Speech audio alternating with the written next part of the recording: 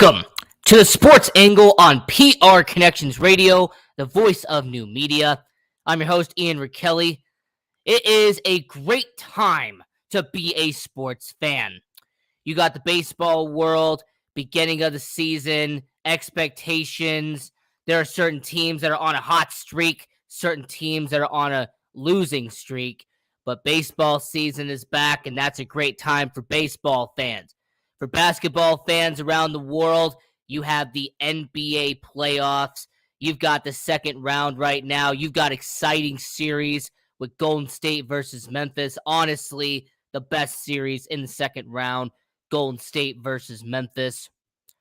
You also are having the lopsided matchup with Miami kicking you-know-what in Philadelphia. And you also have Boston versus Milwaukee, two of the strongest teams in the East, going head-to-head. And Phoenix pretty much taking care of business against the team they're going up against, the Dallas Mavericks. The NHL, who we're going to talk about later in the show, you have the Stanley Cup playoffs, and man, oh man, it has been a great Stanley Cup playoff. You've been seeing upsets. There's only two series right now that are 2-0. That's the Colorado Avalanche beating up on Nashville, and that was Carolina beating up on Boston. So the Stanley Cup playoffs is doing well. Baseball season's doing well. Basketball's doing well. And here in the United States of America, the Formula One is here in town. It is in Miami for the Miami Grand Prix this upcoming weekend. So if you're a auto racing fan, if you're someone who loves open wheel, you even have that on the calendar. But what we're going to be talking about on tonight's show, and what we're going to be looking at on tonight's episode 9 of the Sports Angle on PR Connections Radio, the voice of new media, is the 2022 NFL Strength of Schedule. Now, there could be an argument made that your strength of schedule does matter when you want to make the playoffs, or when you are a playoff contending team. The teams you face off against in your 17-game regular season schedule, it matters. There are going to be people on the analytical side, there are going to be people on the statistics side who truly believe that when you face off against the bad teams, you have a better shot of making the playoffs. When you take on the good teams, your odds go down. But let's try to see if that's true. Here's what we're going to do on today's show, episode 9. We're going to look at the 5 teams that have the best strength of schedule and the 5 teams who have the worst strength of schedule. And I'm going to be asking you, the audience, if you think they're going to be a playoff team. I'm going to make an angle if they will be a playoff contender in 2022, and I will look at the teams they got to go up against and see if it actually makes a difference for 2022.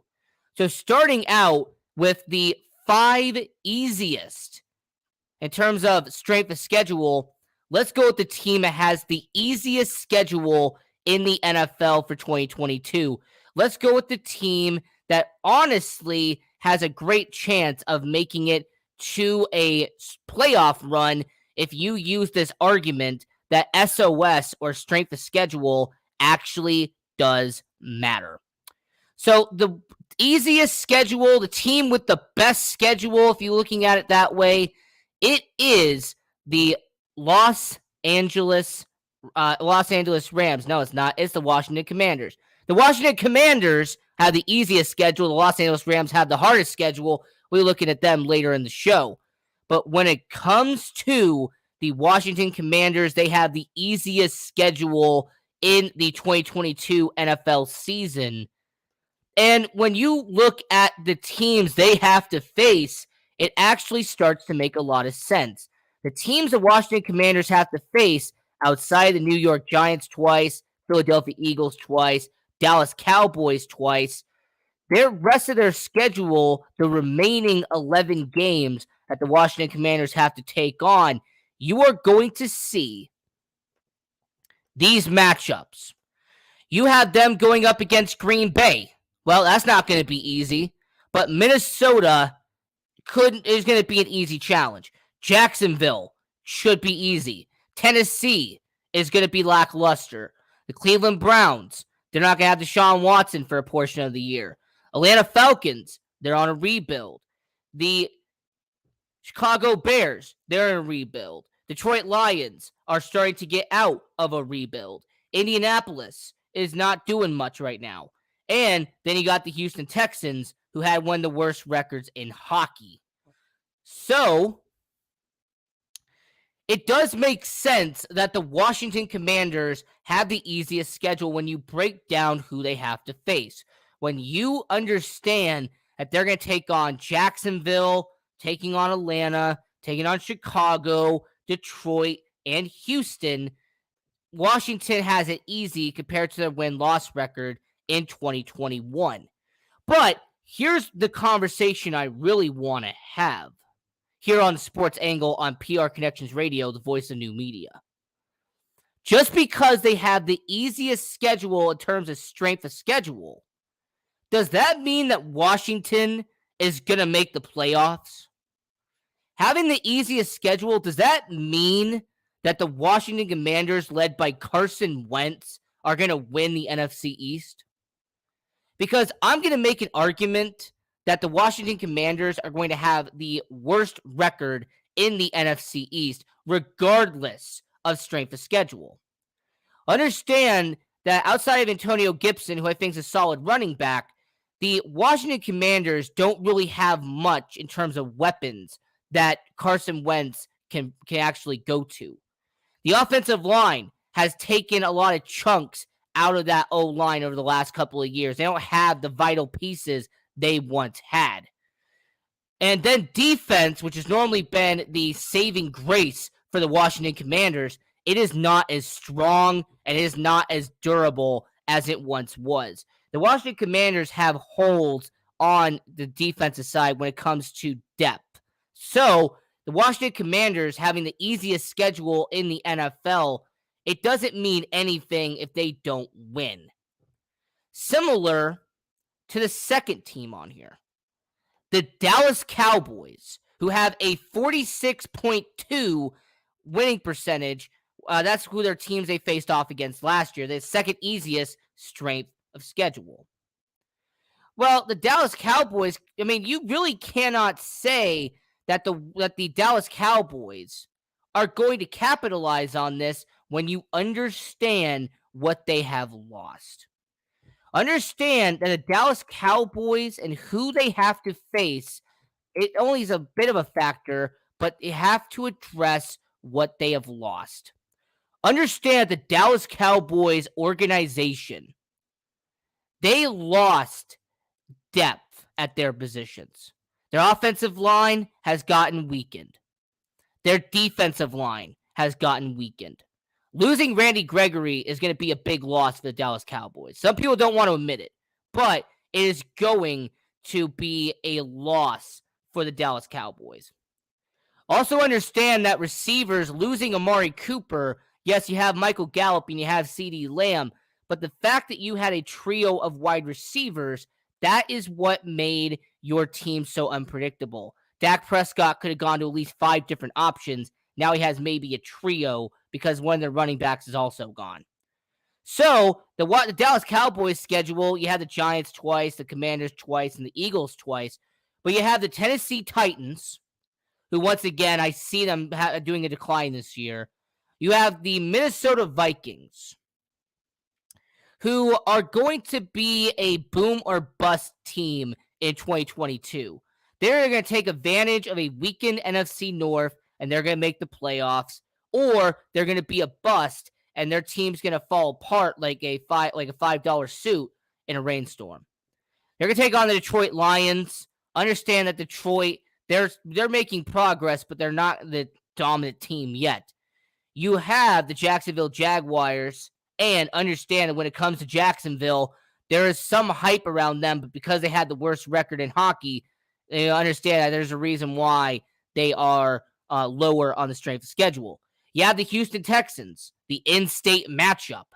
Well, the Houston Texans were terrible last year and most likely are going to be terrible this year as well.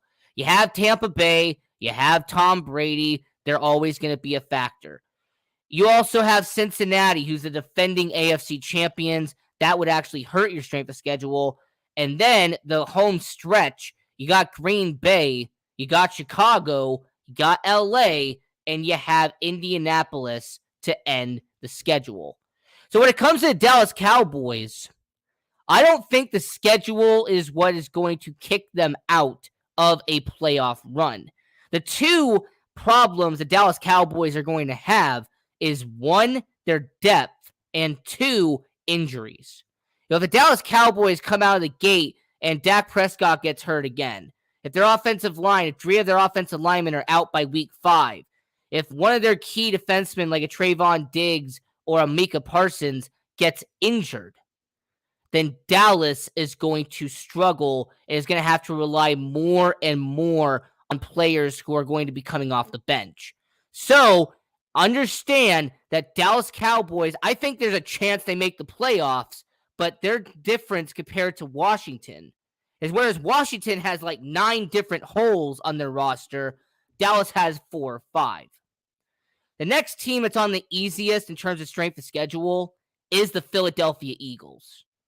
Now, there was somebody I brought on to Sports Angle on PR Connections Radio. His name is Dennis Holmes, Ignorant Thinkers Podcast, brought him on recently. Big Philadelphia Eagles fan, and I understand his argument for why Philadelphia could win the division. It's very logical. It makes a lot of sense. If the Philadelphia Eagles, if Jalen Hurts can progress as a quarterback, if Miles Sanders cannot get injured or have an injury-plagued season, he should be fine. And when it comes to Devontae Smith and A.J. Brown, that wide receiver duo, they are going to be good for Philadelphia alongside Dallas Goedert. So when it comes to the Philadelphia Eagles, I see the come up, I see the rise of the team, and having that strength of schedule is definitely going to help the Eagles out. What you have to ask yourself the question, though, is will Jalen Hurts actually take that next step, or will the Eagles have to carry him to a playoff push? Because I've said this about Jalen Hurts, and I'll say it once again. Is he the truck that's pulling the trailer, or is the team the truck that's pushing him? All right, it's that truck and trailer mentality. It's like Jimmy Garoppolo. The team is the truck, and Jimmy Garoppolo is the trailer. The team has to push Jimmy Garoppolo in order for them to get far. Whereas with Jalen Hurts, he has the ability to change that narrative. He has the ability to progress as a quarterback, and he'll be the truck that's pushing the team and carrying the team and not the other way around. So that's really an argument that I've heard, and that's the argument I'm going to make here, is that when it comes to Jalen Hurts, is he going to carry the team, or is the team going to carry him? Now, when it comes to the strength of schedule for the Philadelphia Eagles, who have the 3rd easiest strength of schedule in 2022, right behind Dallas and right behind Washington, 46.4% was the winning percentage of the teams they're going to be facing in their records in 2021.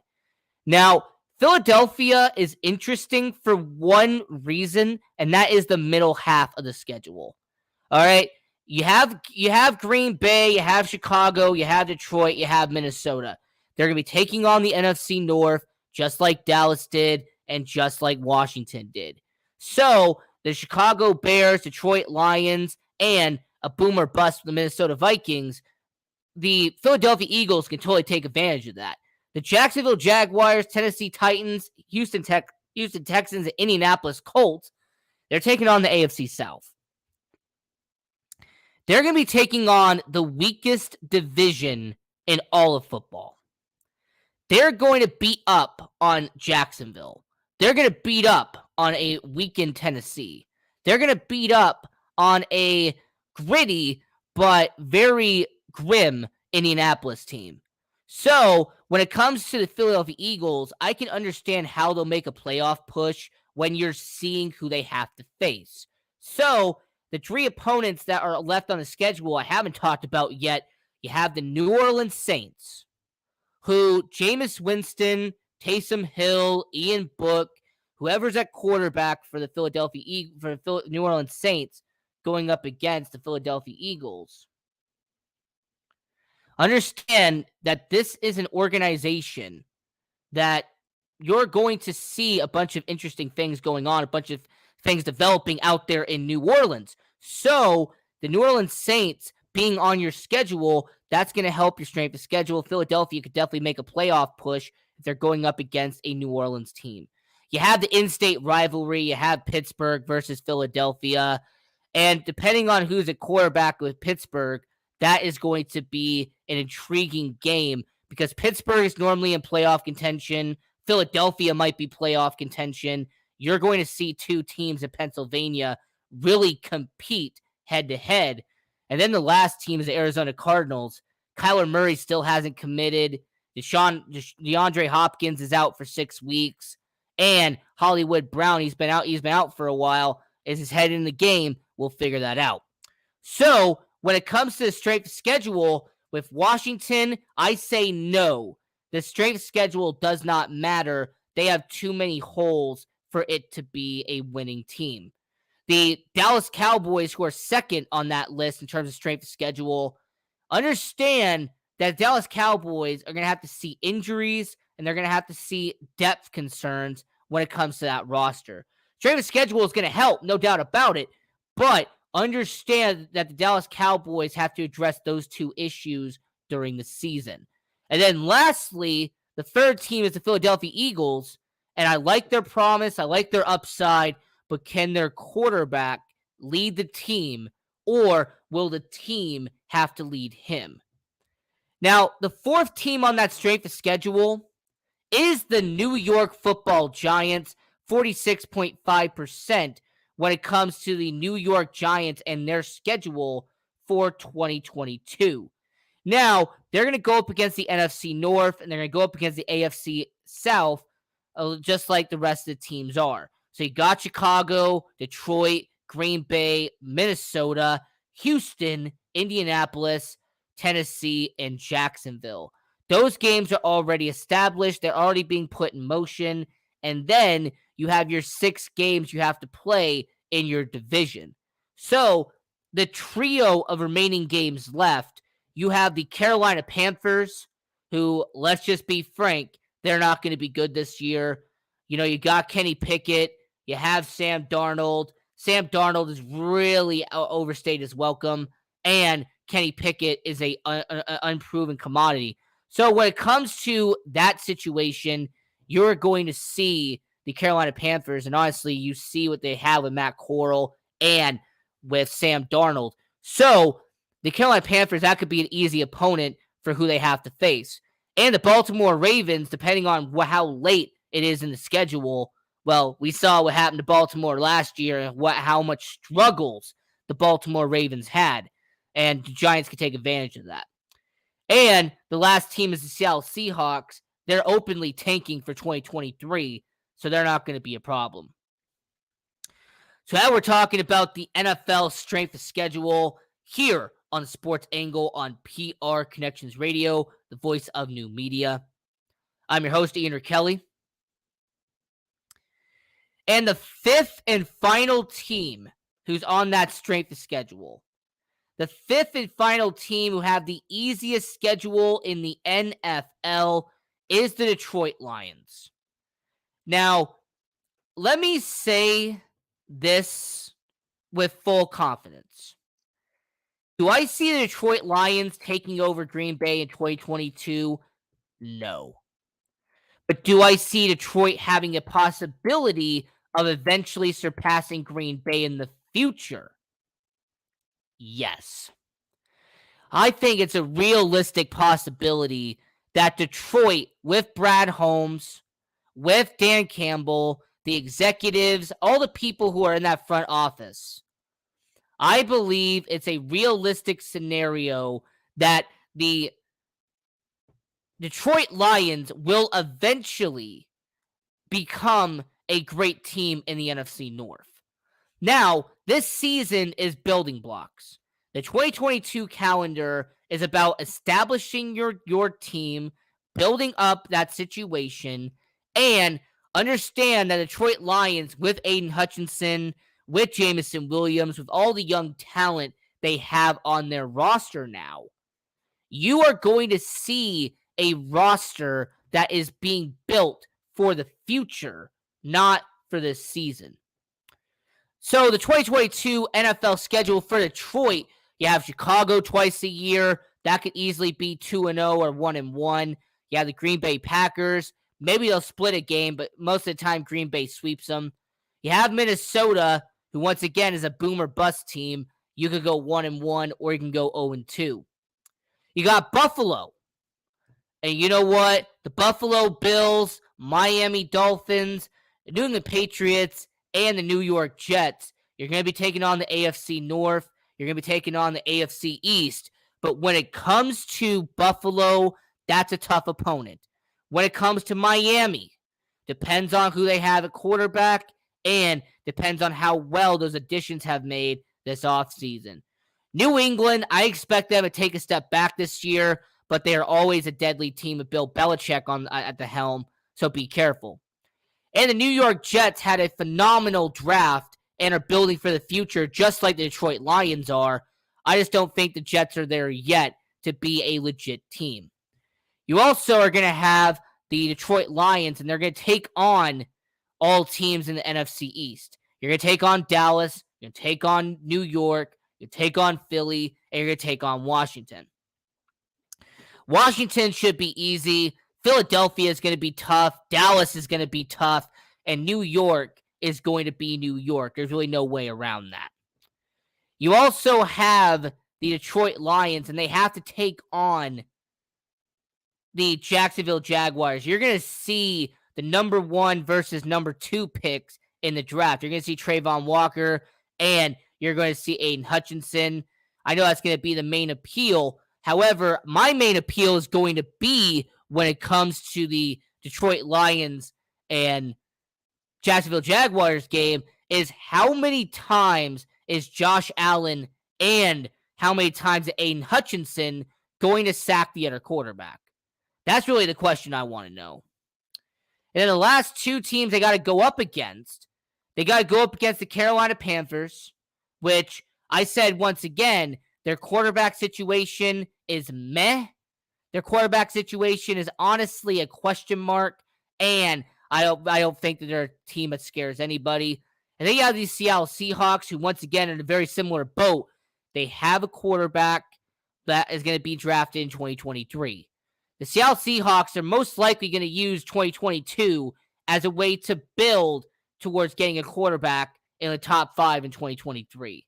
So the Detroit Lions having the 5th easiest schedule at 46.7%, it makes sense, and there's a lot of rationale and a lot of logic that goes into that.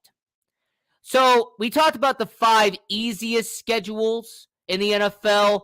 I talked about, does it matter when predicting the playoff teams? With Washington, it doesn't matter. They're going to suck this year. It matters with Dallas because of injury concerns and depth concerns. Having easier schedule can get you into a playoff push. With Philadelphia, it absolutely matters because the Philadelphia Eagles, they still have a question mark at quarterback, and the rest of the team looks solid, but you got to have a legit quarterback. You have the New York Giants as the 4th easiest strength of schedule, and it's going to matter to New York depending on how well they do in the first half of the season. It really matters of how well their drafting has pushed the New York Giants in 2022. Now, I say that they're not ready yet. They're still a few years away, but we've seen teams go from first to last to first in the past. It could happen again. And then the 5th easiest schedule was the Detroit Lions, a team that is on the up and up, a team that's up and coming. I like what Brad Holmes is doing. I like what Dan Campbell's doing.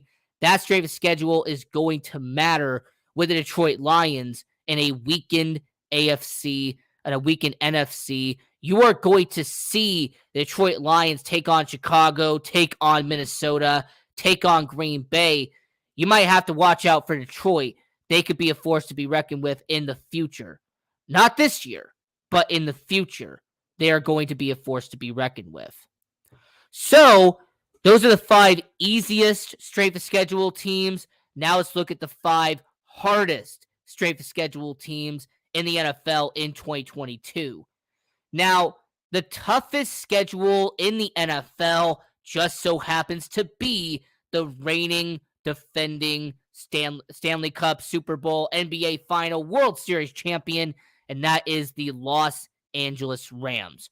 Understand that this Los Angeles Rams team, they have the toughest schedule next year, and when you compare their schedule and you actually examine who they have to go off against, they have to compete against next year, there's an understanding as to why. The upcoming schedule for the Los Angeles Rams, you're going to go up against Arizona. They have some intrigue there. You have to go up against San Francisco. That's going to be a bloodbath. And you got Seattle, who's not going to be a bloodbath for Seattle, but a bloodbath for Los Angeles. The NFC West, you got to go up against them twice a year. LA going up against San Francisco and Arizona should be hard. Seattle, not so much. You also have in that same schedule with the Los Angeles Rams, who once again have the hardest strength of schedule in the 2022 NFL season. You have the Los Angeles Rams taking on playoff team after playoff team. It is going to be a dogfight for the Los Angeles Rams to repeat as Super Bowl champions in the NFL. Now, when it comes to this organization and what they have to offer, I can understand the argument, and I can understand why there are going to be teams that are going to look at the Los Angeles Rams and say they could repeat again. They got the talent, but this schedule is what is leading me to believe that it's not going to be an easy experience for the Los Angeles Rams to repeat as champs. I mean, just look at the first half of their schedule. Their first half of schedule is the talent out there in Los Angeles. All right, understand that when it comes to the 2022 schedule for the Los Angeles Rams, there's going to be an interesting situation out there because the Rams schedule and what they have to go up against, you really want this out. When it comes to the Los Angeles Rams 2022, their schedule is insane because this first half is going to be nail biter after nail biter after nail biter out there in Los Angeles. You got to go up against the Kansas City Chiefs, who, yes, they have taken a step back this year, but you still have the best quarterback in the NFL in Patrick Mahomes. You have the Los Angeles Chargers. Now, Chargers are going to be deadly. You got Justin Herbert. You got Keenan Allen. You upgrade the defense. You added some offensive line as well. So having the Los Angeles Chargers in your schedule, LA versus LA, that's going to be a tough challenge for the Los Angeles Rams. You got to go up against the Atlanta Falcons and Carolina Panthers. Those are going to be the easier ones. And then you got Denver and you got Las Vegas in back-to-back. The Las Vegas Raiders are a huge question mark for 2022. There is so much that can go right with this team, and there's so much that can go wrong with this team. Understand that the Los Angeles Rams taking on the Las Vegas Raiders, you could see Las Vegas win this game, or you could see Las Vegas lose this game in one fell swoop. You also have the Denver Broncos, who are arguably the best team in the AFC West. Russell Wilson is going to add a lot of momentum and a lot of passing to that organization. They brought back their running back. They have a solid 1-2 punch at wide receiver, and their offensive line is one of the best in all of hockey. So, when it comes to the Denver Broncos, they're going to be a great team to watch. When it comes to Los Angeles Rams, their strength of schedule. And then on the back end of it, you have New Orleans, you have Tampa Bay.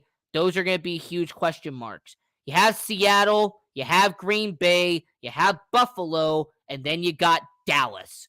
So you have to go up against playoff team after playoff team after playoff team. I mean, the Los Angeles Rams this season, just keep this in mind, they have to go up against not 1, not 2, not 3, not 4, not 5, not 6, not 7, not 8, but they have to go up against 10 playoff teams in their 17-game season. That is a tough road for anybody, with them being a champ or with them being the reigning defending champions. Man, that is a tough task for Los Angeles. Good luck to them. The second hardest schedule in the NFL for 2022 is the Arizona Cardinals.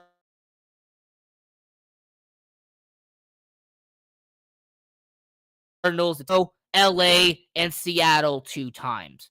All right, San Francisco, they love to beat up on their opponents. LA loves to beat up on their opponents. And Seattle, when they are in Seattle, they have an advantage there. You have to go up against the NFC South at least once. So that's the Atlanta Falcons, Carolina Panthers, New Orleans Saints, and Tampa Bay Buccaneers. Now, Tampa Bay and New Orleans, that's a tough task. Carolina is weak, and Atlanta has been weakened. You have the Kansas City Chiefs, Los Angeles Chargers, Las Vegas Raiders, and Denver Broncos. So having the AFC West take on the NFC West, that's going to cause a lot of problems, and that's going to cause a lot of situational awareness for the Arizona Cardinals. They got a tough schedule ahead of them. And then their back end of the schedule, man, I feel sorry for them. They got to go up against the playoff team in the New England Patriots. They got to go up against a playoff team with the Philadelphia Eagles, and they got to go up against a playoff team with the Minnesota Vikings. I understand that this Arizona Cardinals team has the second hardest schedule because 9 of their 17 teams are in the playoffs last year. And a team that was ranked 3rd in hardest strength of schedule is the Cincinnati Bengals. Now, I understand they made it to the Super Bowl last year, and the NFL is definitely not rewarding them with how difficult their schedule is going to be. Now, you have Baltimore twice, which is a bloodbath. You have Cleveland twice, which is going to be a problem, an in-state rivalry. Then you got Pittsburgh, who is built on defense, and they're built on toughness. So you have those guys back to back to back. You have the AFC East. You have Buffalo, Miami, New England, and New York. So having the Buffalo Bills, Miami Dolphins, New England Patriots, and New York Jets, that is a tough order for the Cincinnati Bengals, especially for Buffalo, because the Buffalo Bills are hungry to win a Super Bowl. You have the NFC South also being represented. You have the Atlanta Falcons, Carolina Panthers, New Orleans Saints, and Tampa Bay Buccaneers. Tom Brady versus Joe Burrow is a fascinating matchup. And let's not forget that the Cincinnati Bengals and New Orleans Saints would be an interesting game as well. And then the 4 games that they have, they're kind of the loose-fitted ones. You have the Kansas City Chiefs versus Cincinnati Bengals. You have a rematch of the AFC Championship game. You have Joe Burrow and you have Patrick Mahomes. You have one of the best quarterbacks in the NFL going up against one of the best quarterbacks in the NFL. That's an interesting matchup. You have the Dallas Cowboys, Cincinnati Bengals. I mean, you have the wealthiest and one of the richest franchises in the NFL going up against one of the biggest up-and-comers in the NFL today. And then lastly, they got the Tennessee Titans, who the Cincinnati Bengals had to beat in the playoffs to get to the Super Bowl. So the Cincinnati Bengals schedule for this upcoming year is difficult, challenging, and it is going to be a dogfight for Cincinnati because you got to go up against 2 teams you beat in the playoffs last year with Kansas City and Tennessee. You got to go up against 6 games in your division against a rough-nosed Baltimore, a Cleveland team that's out for blood, and a Pittsburgh team that's a lot of grit.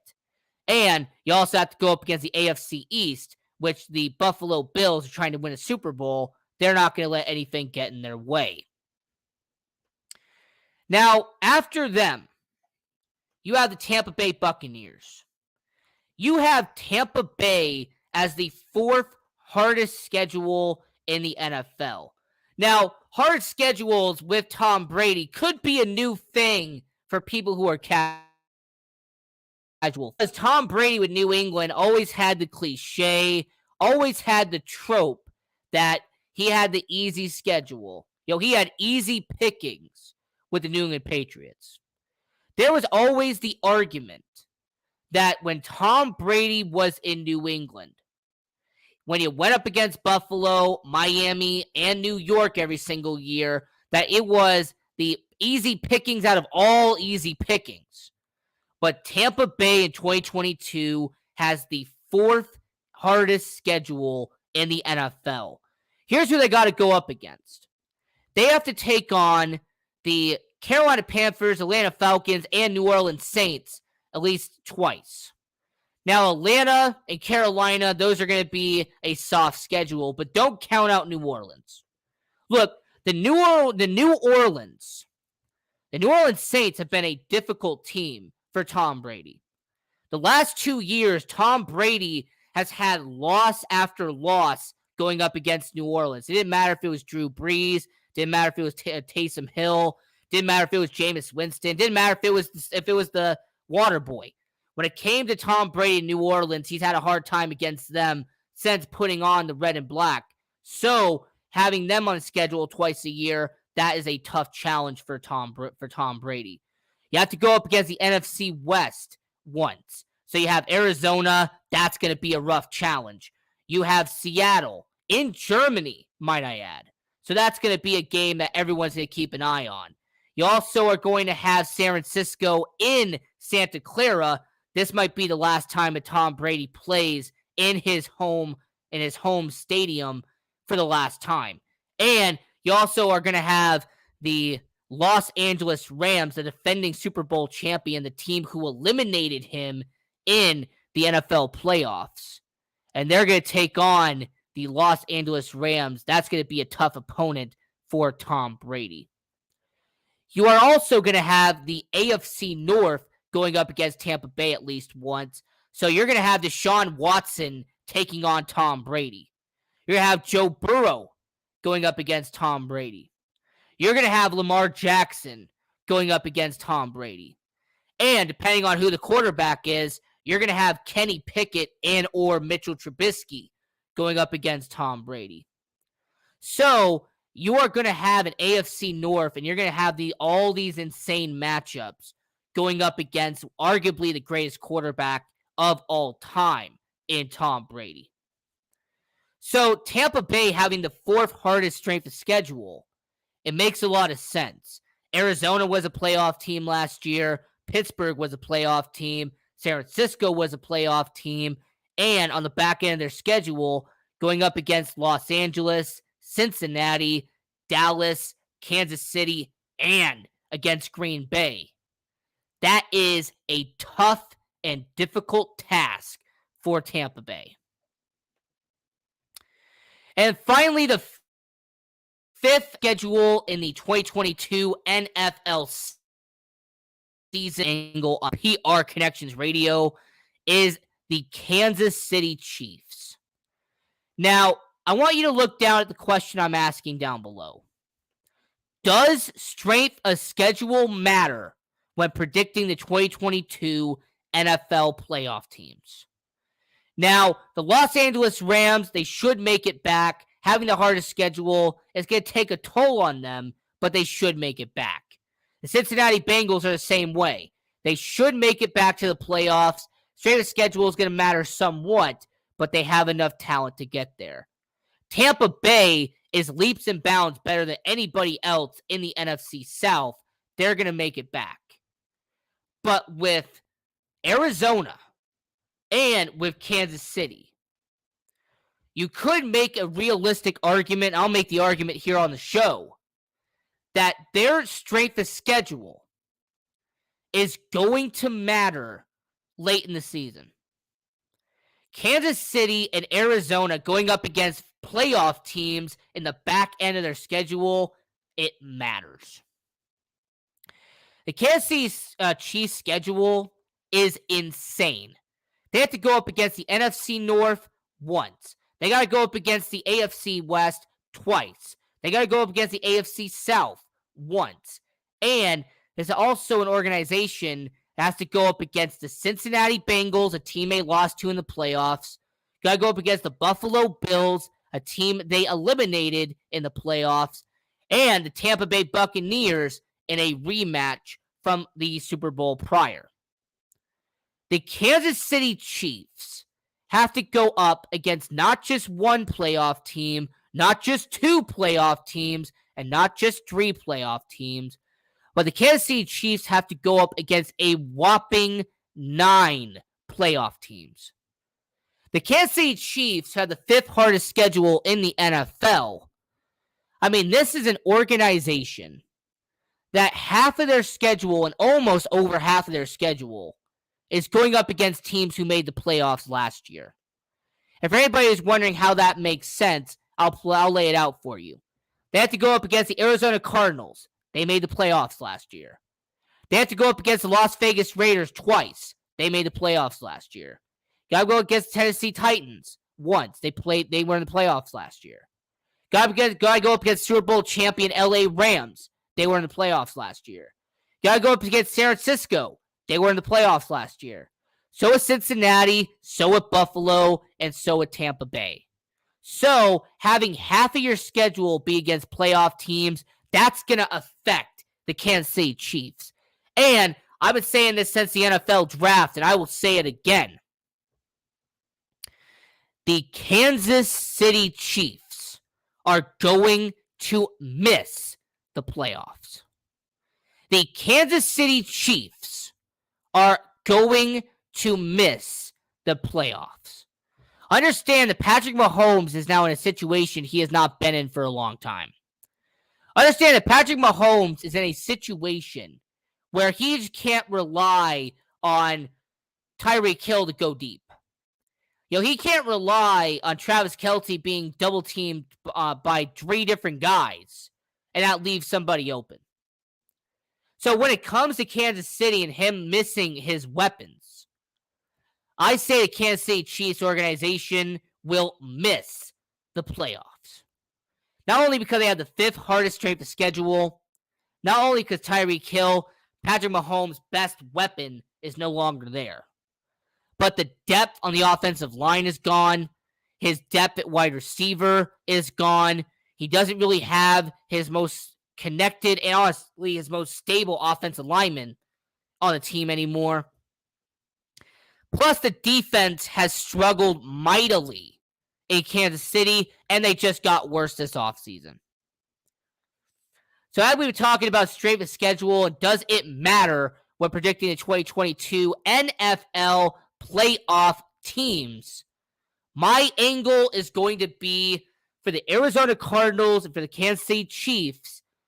Having a harder schedule matters. Because those teams that made the playoffs last year, when you're facing them back to back to back, that's going to take a toll on you. For the easiest strength schedule, for the Philadelphia Eagles and for the Detroit Lions, it absolutely matters because that could be teams that they win games against that they wouldn't have won otherwise. So, talking about NFL strength schedule here on the Sports Angle on PR Connections Radio, the voice of new media. I'm your host, Ian Kelly. Now let's transition into the NFL kickoff game. Because there has been a report that came out that the Los Angeles Rams, who are going to open the season, they're going to open hoisting that Super Bowl. They're going to have the banner be raised at SoFi Stadium. It's going to be a great moment. But who LA faces on opening night, it might have been leaked. There has been an article that has come out saying that the Buffalo Bills and the Los Angeles Rams are the first game of the season. There's been reports that have come out that Josh Allen and the Buffalo Bills might be the primetime game that kicks off the 2022 NFL season. Now, obviously, these are unconfirmed reports. The sources are just a bunch of text and a bunch of documents. But the speculation is that these articles are correct, and if these reports are true, that the Buffalo Bills, who once again are going to be competing for a Super Bowl this year, they want to win a Super Bowl.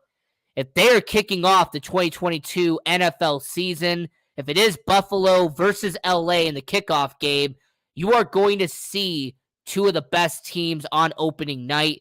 You are going to see the very best of the best compete in the NFL.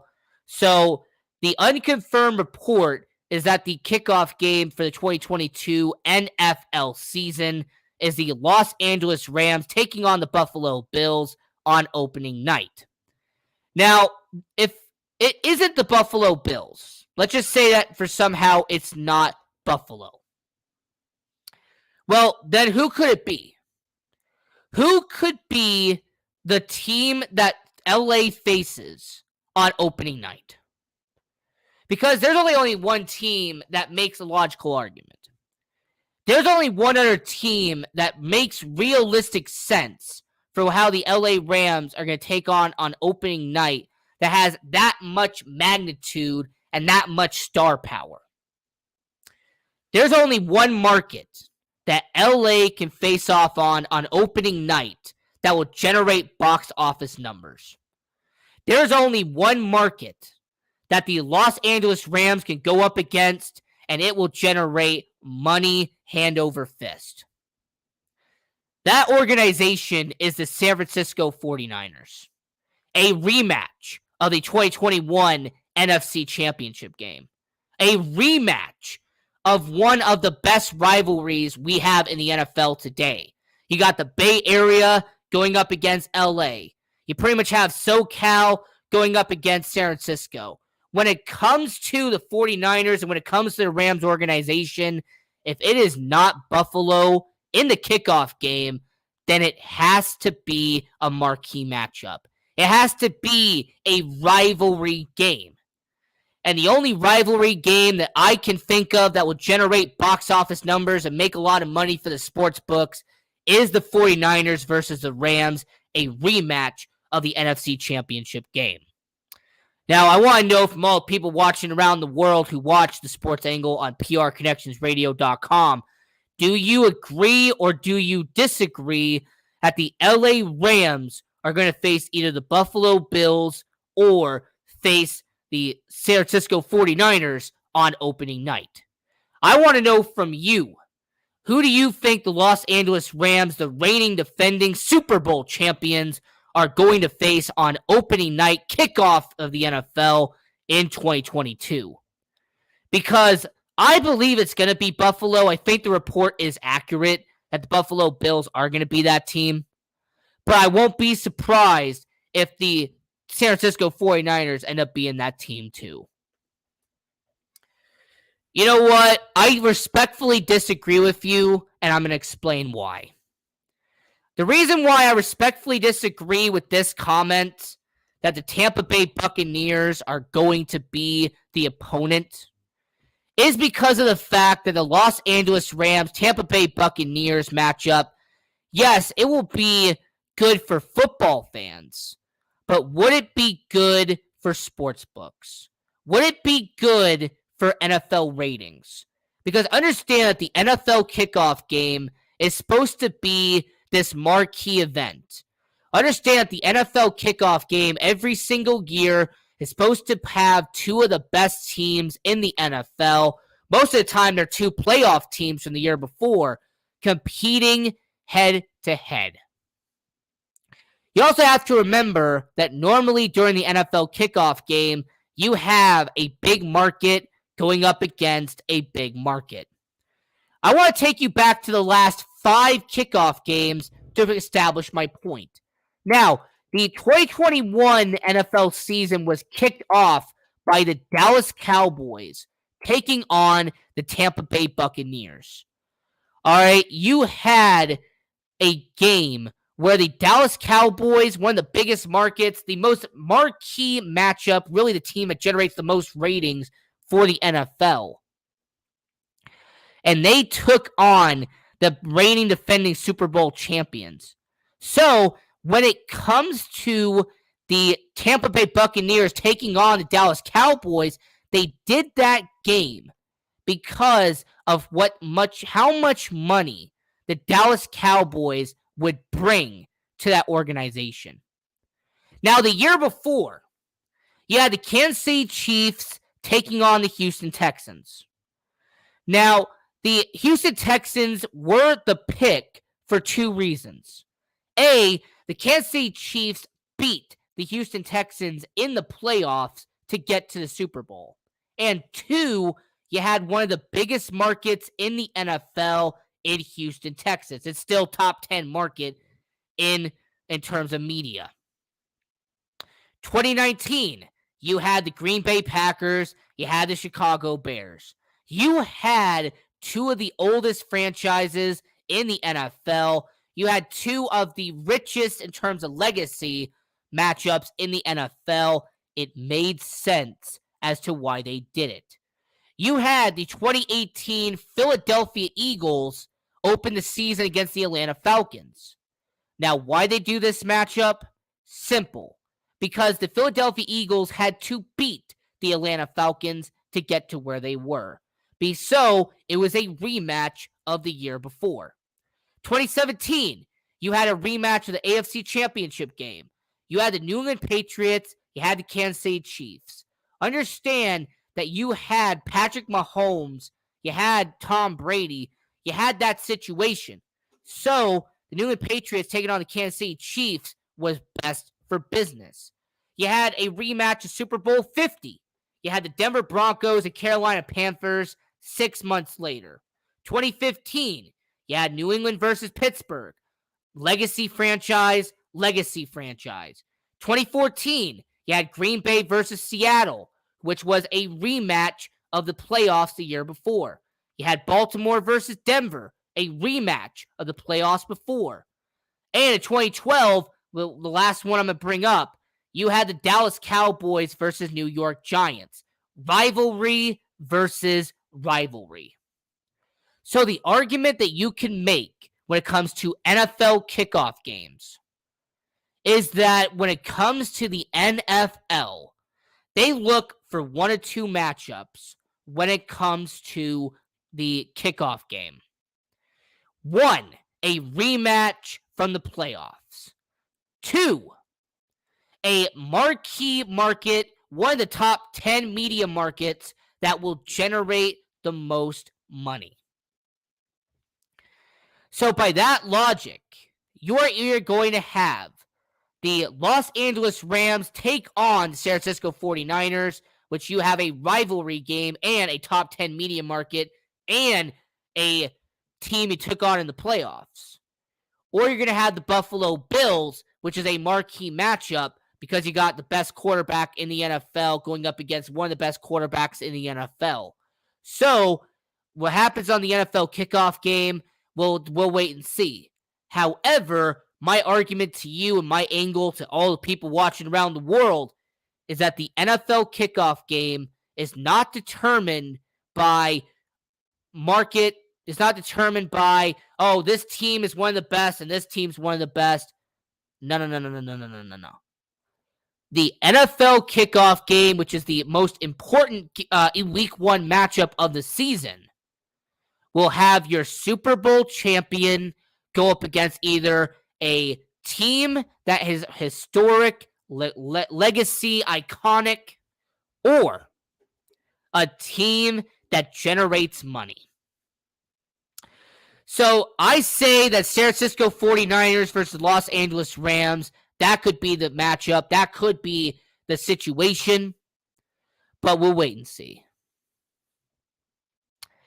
Now, moving on from the NFL, it's been a great conversation here on the Sports Angle on PR Connections Radio, the voice of new media. I'm your host, Ian Rakelli. we're going to move over to the NHL. The NHL playoffs is in full swing. We love the Stanley Cup playoffs here on Sports Angle on PR Connections Radio. And the scores from tonight's game, the Boston Bruins beating the Carolina Hurricanes 4-2. Boston stays in the series. It's now 2-1. Understand that a 2-1 series with the Boston Bruins, it makes a lot of sense that Boston can make a comeback. I honestly think Boston is the better team in this matchup. We'll wait and see what happens there. You have the Toronto Maple Leafs who beat the Tampa Bay Lightning 5-2. I mean, Toronto's up 2-1 in the series against the back-to-back defending Stanley Cup champions. It will be an interesting matchup to see if Toronto can win their first playoff series in 18 years. You have the Minnesota Wild who beat the St. Louis Blues tonight. So the Minnesota Wild are up 2-1 against the St. Louis Blues. Now, Minnesota has this fighting tenacity. They have this drive, this passion. I like to see it. And you had the Edmonton Oilers who beat the LA Kings. So the Edmonton Oilers, they're taking on the Los Angeles Kings. They're beating up on them. And you had the Minnesota Wild who beating up on the St. Louis Blues. So the bracket so far, Carolina is up 2-1 against Boston. The New York Rangers and Pittsburgh Penguins are tied at 1. Toronto is up 2-1 against Tampa Bay. Florida and Washington are tied at 1 apiece. Calgary versus Dallas is tied at 1. LA is down 2-1 against Edmonton. Minnesota is up 2-1 on St. Louis. And the Colorado Avalanche are up 2-0 on the Nashville Predators. So, when discussing the Stanley Cup playoffs, before we get into the Vegas Golden Knights, because there was some big news that happened there, I just want to say the incident that happened with the Carolina Hurricanes game, man, that was a tough situation. Now, for anybody who didn't see this highlight or didn't see this clip, I don't recommend watching it. So during the Carolina Hurricanes Boston Bruins game, an official for the NHL had to be carried off on a stretcher after being hit by a falling glass during the game. So there was some glass that fell off. It hit an official. An official had to be carried off. And very unfortunate situation. I hope the guy's okay. I really hope that official recovers because, obviously having glass hit you is not a great thing in any sport, especially in the game of hockey. You also had the Antti Raanta injury that happened with Carolina. You saw that hit where Canes defenseman Brandon Smith ran into his own goalie. Antti Raanta had to be carried to the locker room. He wasn't stretchered off, but his teammates carried him off into the locker room. And the Carolina Hurricanes losing their starting goaltender, losing Antti Raanta, that is going to be a tough loss for Carolina. That could be the shift of the series, if you ask me, having the Carolina Hurricanes lose Antti Raanta due to an injury. Hopefully he does come back. You also had the breaking news that came out of San Jose, California. Longtime NHLer and the guy who currently holds the record with the most starts in NHL history. Patrick Marleau is announcing his retirement from the NHL. I will say, a lot of respect to Patrick Marleau. He was a legend for so many years. Unfortunately, he never got his Stanley Cup ring, but he will definitely be in the Hockey Hall of Fame. So, Patrick Marleau, respect to you, all-time games leader in the NHL, and he's announced his retirement. So, hey, respect to Patrick Marleau for what he did. Now, the Vegas Golden Knights. This is going to carry me all the way to the end of the show. The Vegas Golden Knights, it has been reported that the Vegas Golden Knights are going to keep Kelly McCrimmon, their general manager, for the next upcoming season. Now, these reports came out via the Las Vegas Review-Journal that he is going to remain with the team in some way or capacity that Kelly McCrimmon will be back. He will be helping out the Vegas Golden Knights organization. And I will say that there was also reports that came out that Pete DeBoer, the head coach of the Vegas Golden Knights, is most likely going to remain on the ice with the Vegas Golden Knights. He's most likely going to stay on the bench, helping the Vegas Golden Knights next year. So, with that breaking news, I have to ask Vegas Golden Knights fans. I have to ask people who are out there in Las Vegas, people who are out there around the hockey world, is this a good move by Vegas? Is this the right move by Bill Foley?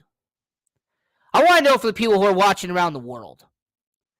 Is this the best decision by the Vegas Golden Knights to keep Kelly McCrimmon in some form of capacity? Because understand that when it comes to the Vegas Golden Knights, they made the playoffs the first 4 years, finished with a record above 500, had 43 wins on the year this season. So, when it comes to the Vegas Golden Knights keeping Kelly McCrimmon, I want your angle first before I give my angle. So, for all people down in the chat, all people watching down below, let me know, do you agree or do you disagree that Kelly McCrimmon being brought back with the Vegas Golden Knights organization? As you're watching the Sports Angle on PR Connections Radio, the voice of new media. Because my angle on this situation is that the Vegas Golden Knights are doing what is best for business. The Vegas Golden Knights are doing what they have to do to try to win a Stanley Cup next year. Kelly McCrimmon, regardless if you like him or not, regardless if you think that he is a great general manager or if you think he's a terrible general manager, the facts are this. The Vegas Golden Knights made it to the playoffs the first 4 years. A lot of those trades and a lot of those moves were under Kelly McCrimmon. A lot of those trades happened with Kelly McCrimmon. A lot of those free agent signings happened with Kelly McCrimmon. The way the roster has been set up, Kelly McCrimmon is a big part of that. So, I say that keeping him from a business perspective is great for Bill Foley. From a hockey perspective, I think it's a fantastic move that the Vegas Golden Knights are doing. And with Pete DeBoer, I've interviewed Vegas Golden Knights fans around Las Vegas, and I say that if you could have found a better head coach, I would agree with you. All right, understand the person who commented saying they should have fired DeBoer. If you could find a better head coach, go right ahead. The problem is you do not have a better coach on the market that is better than Pete DeBoer. Only understand that Bruce Boudreau, who should go back to the Vancouver Canucks, by the way, is maybe the only person I can think of that is on the same level and or better than Pete DeBoer. John Tortorella, Joe Quenneville, Mike Babcock, those guys are old relics from the past. Those are guys who were there for 20, 30, 40 years. They've been behind the bench for a long time. Their strategy, their methods, the way that they were coaching the game, it was becoming an outdated situation.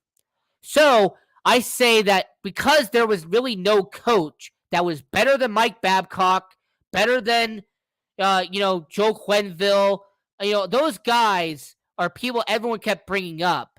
And my argument was always, okay, but you want to bring in guys who won Stanley Cups a decade and a half ago. How about you bring in somebody who's actually been successful today?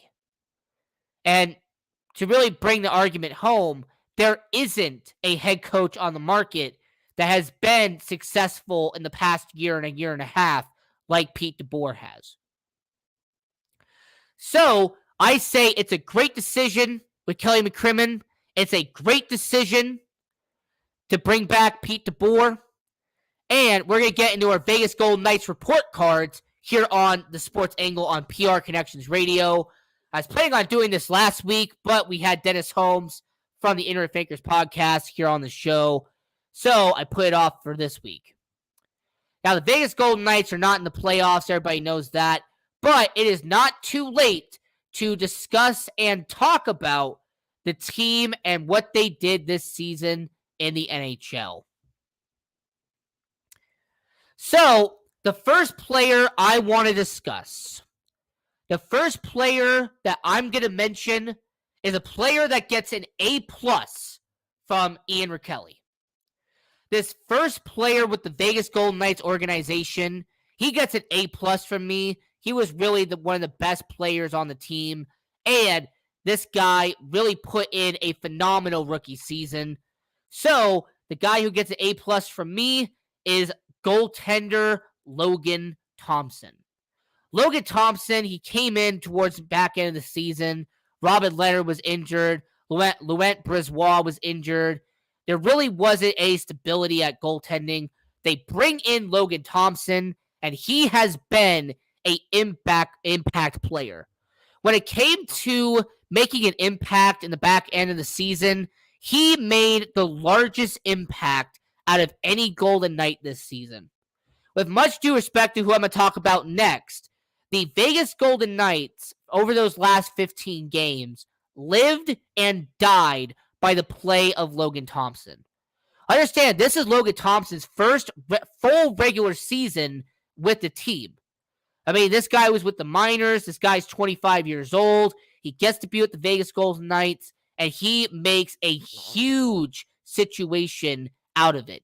He capitalizes on a decision.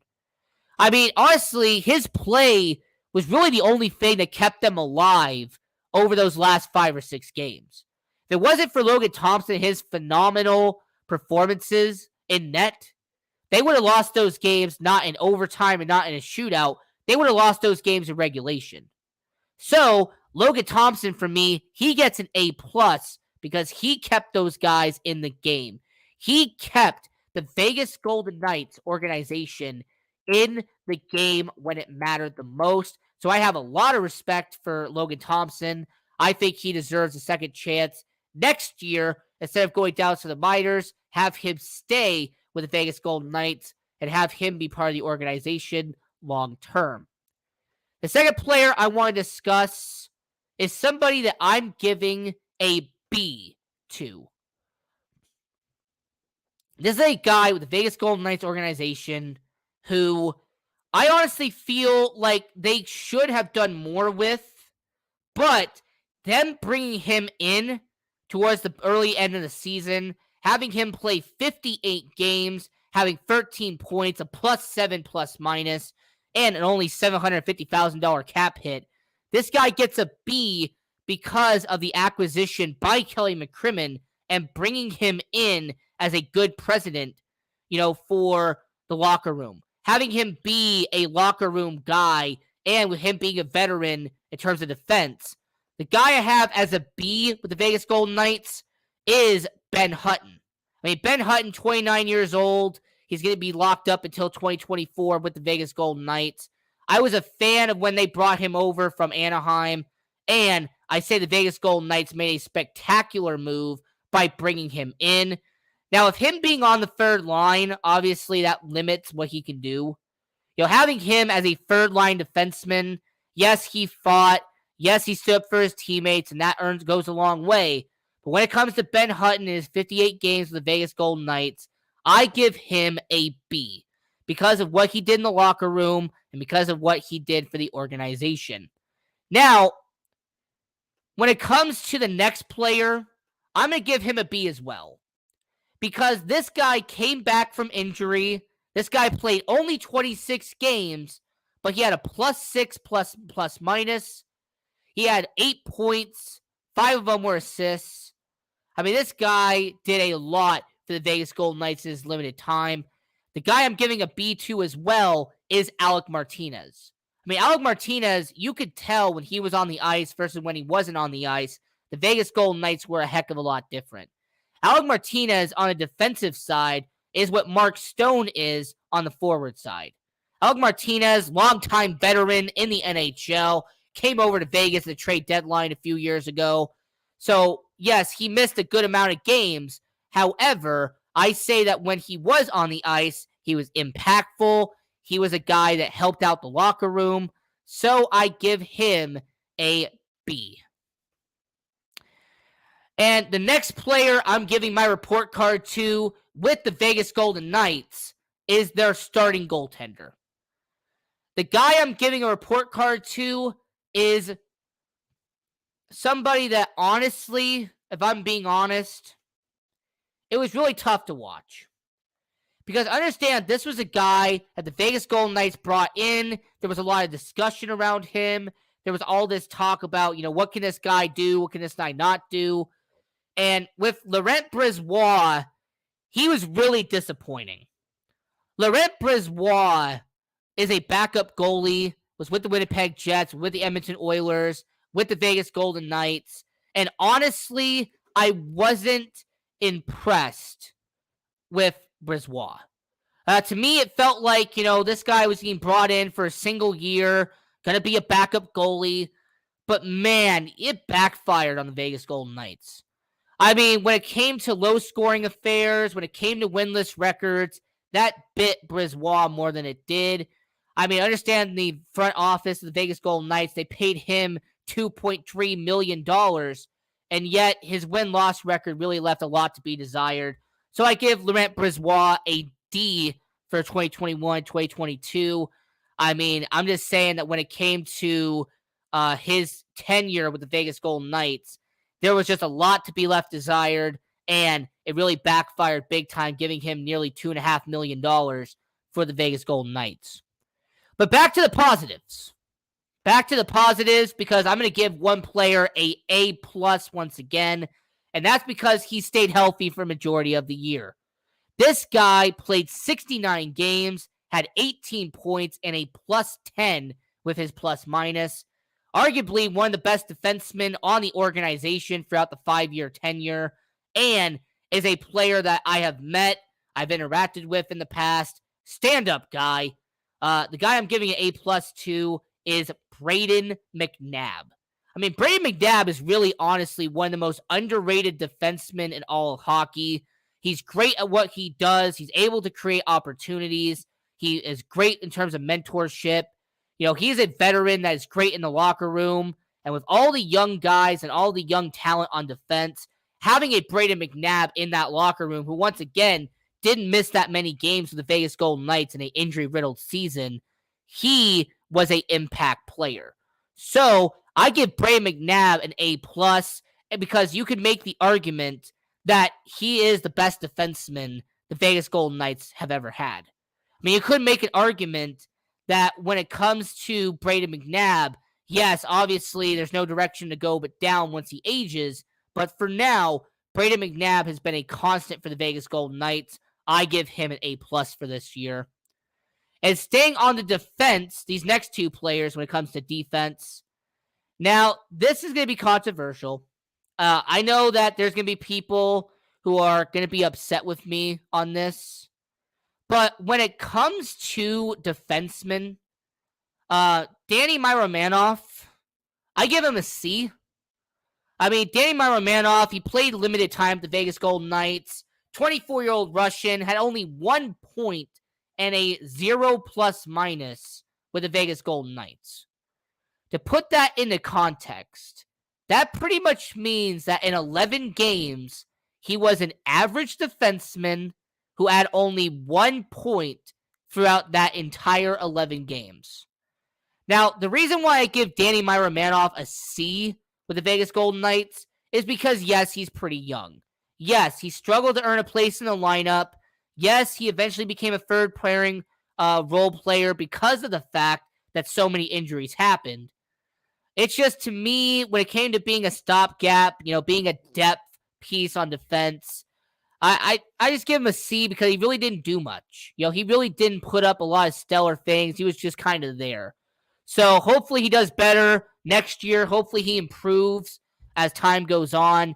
But with his first season with the Vegas Golden Knights, I got to give Danny Miromanov a C with his 1 point in 11 games. And then finally, staying with the defense, I got to go with somebody that's going to be very controversial. I got to go with somebody who I honestly believe is a solid defenseman. But man, when he was on the ice, he was great. When he was on the ice, he was phenomenal. But considering his cap hit, you have to question if 44 points in 80 games is worth an $8.8 million cap hit. Now, don't get me wrong. At 32 years of age, Alex Pietrangelo is great for the Vegas Golden Knights. He's locked up until 2027. I get it.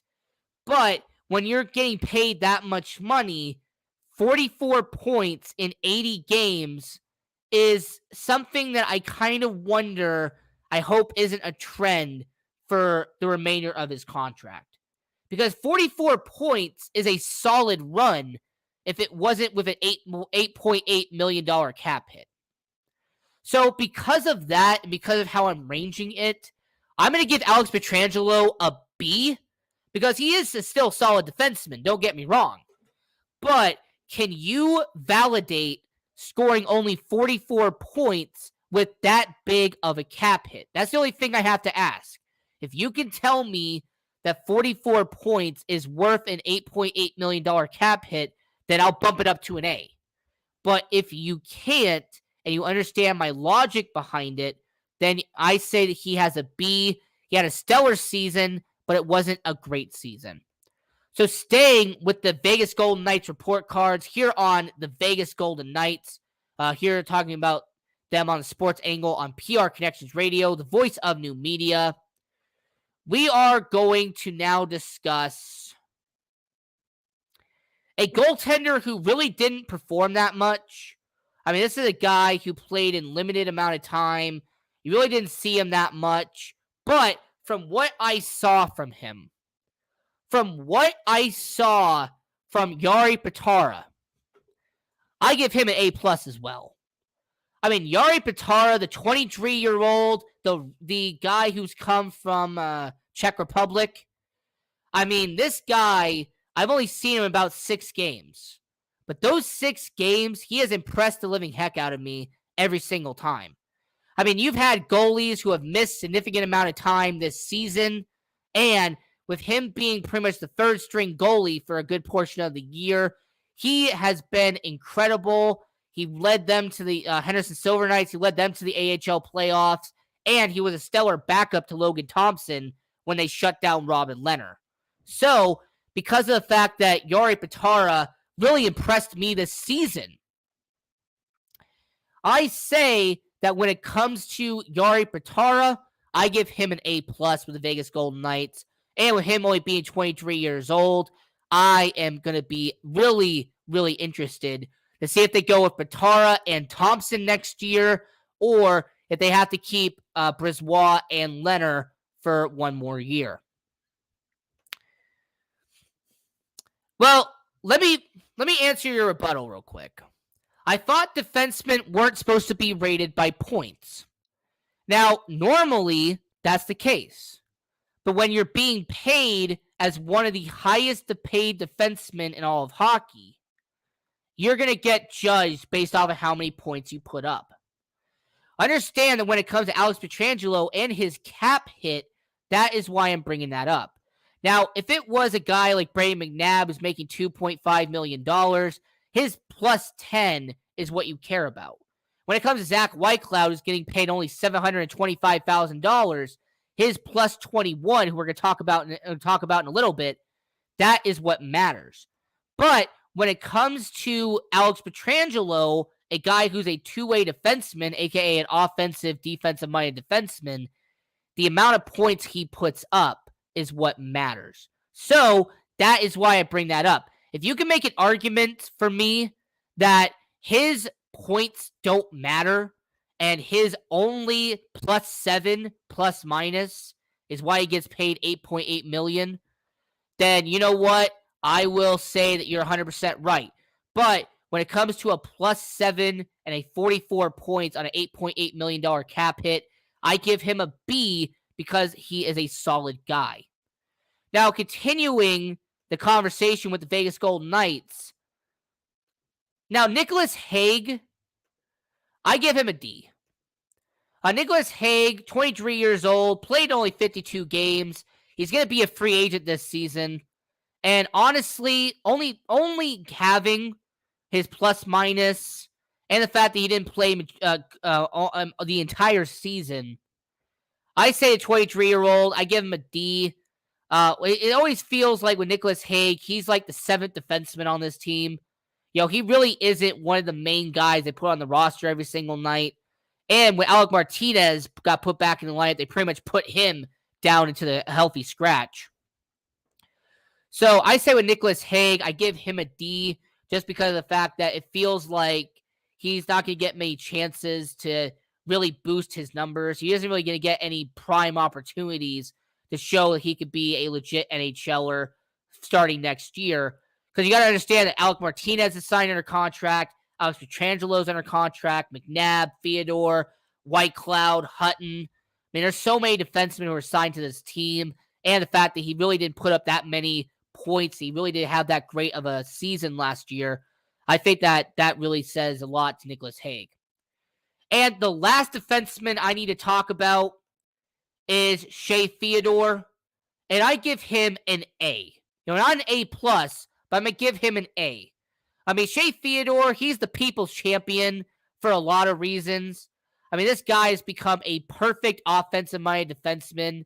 I mean, this is a guy who has gelled well with Brayden McNabb on that second line. I mean, I understand that Shea Theodore has also kind of become an unsung hero. I mean, this is a guy who scored 14 goals, had 52 points, led a team in points. He also had a +6, which is, like I said, above average in the NHL. But when it comes to Shea Theodore and his $5.2 million cap hit, he's done well in that situation. So because of what Shea Theodore has done, I give him an A. And the fact that he has really put up the best offensive numbers by a defenseman when it comes to the Vegas Golden Knights, I will say I give him a A. Now, the last goaltender I have to talk about is a real tough one. Because Robin Lehner is somebody that I really didn't want to discuss on this show. Because you got to understand everything he went through this season. You got to understand all the turmoil off the field and on the ice. I mean, this is a guy who really struggled. And this is a guy who really had a lot of problems this season. But if I'm going to judge this fairly, which I have to, if I have to judge Robin Lehner just based off of his play and not what he did off the ice, I have to give Robin Lehner a D. I mean, Robin Lehner, yes, he tried. Yes, Robin Lehner, he did try. He did put up a good effort. But you can't deny that his 90.7 save percentage, his 2.83 goals against average, it was an average season for a goaltender. And for a guy who had Vezina Trophy hype around him at the beginning of the season, he really did not show that type of potential. He really did not show that type of situation. So if I'm judging this just based off of on the ice, then I have to go with a D. However, what he's done on the off the ice, I give him an A for that. I give Robin Lehner an A+ for all the contributions he did off the ice. I mean, him bringing awareness to, what Buffalo is doing, defending Jack Eichel, him speaking up to the NHL. I give him an A+ for that. When it came to on the ice, I have to unfortunately give him a D. He just had, a really unfortunate season as a goaltender in the NHL. Zach Whitecloud, I give him a B. I almost smacked the microphone out of my hand. I have to give Zach Whitecloud a B. Zach Whitecloud, 25 years old, made +21. This guy's been great. But the reason why I can't give Zach Whitecloud an A is because of how he was held back due to being on the third line.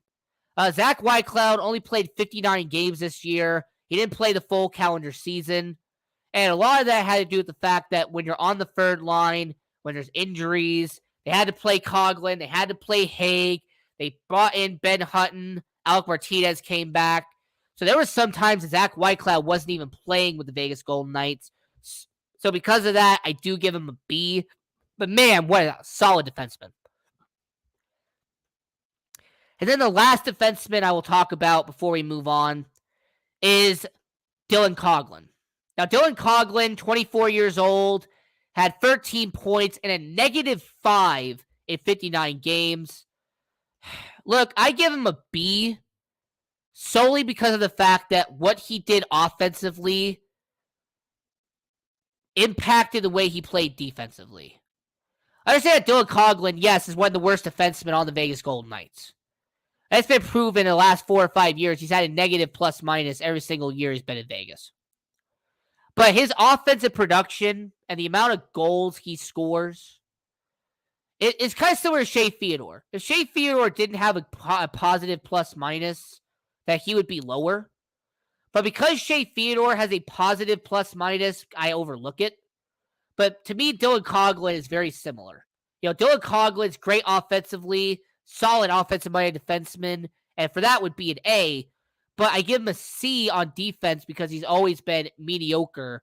So I give Dylan Coghlan a B when it comes to defensemen. So to recap that, to really recap that situation, when it comes to Alec Martinez, I gave him a B. When it came to Alex Pietrangelo, I gave him a B. When it comes to Brady McNabb, I gave him an A. When it comes to Shea Theodore, I gave him an A. Ben Hutton, I give him a B.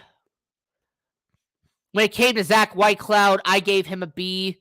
When it came to Dylan Coghlan, I gave him a B. And Nicholas Hague was the only person I gave a D to, just because of the fact that when it came to Nicholas Hague, he really didn't show much.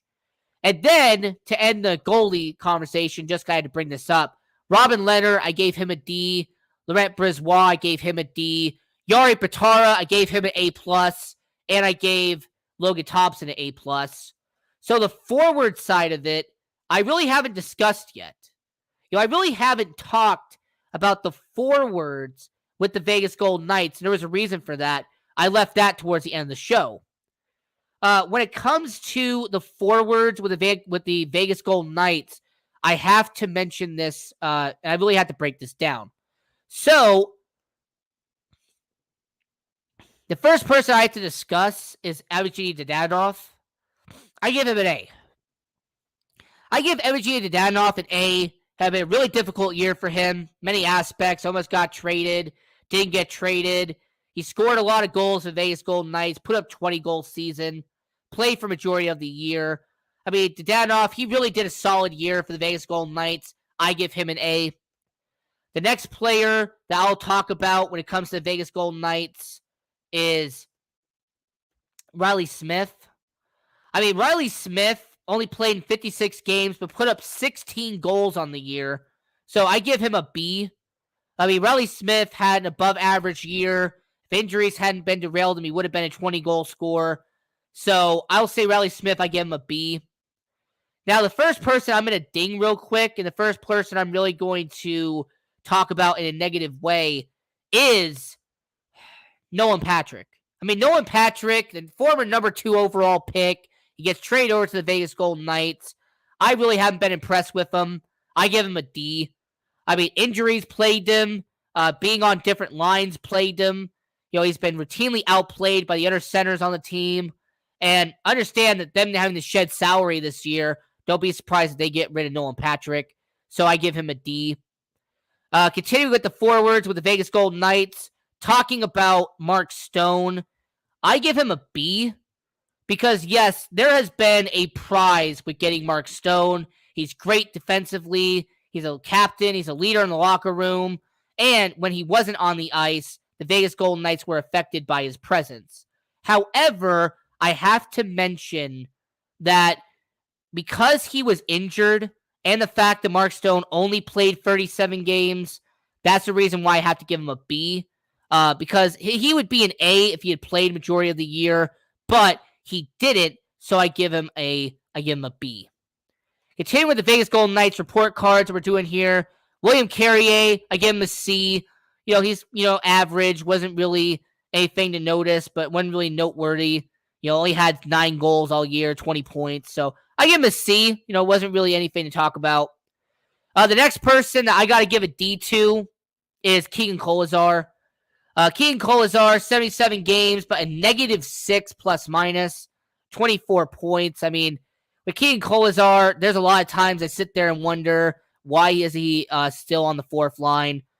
Nicholas Waugh, you have William Carrier, you have a lot of these guys who are already, these rough and tough and gritty guys. So it feels like Keegan Kolesar really wasn't somebody that you noticed during his sophomore year. So I give him a D. I'm gonna give an A to somebody that you kind of are not gonna expect, and that's Brett Howden. Brett Howden is somebody I give an A to. I mean, this guy 47 games, but he had 9 goals, and he had a +9 on the year, which is solid for somebody like Brett Howden. So I give him an A. Continuing with the conversation here, I give a B.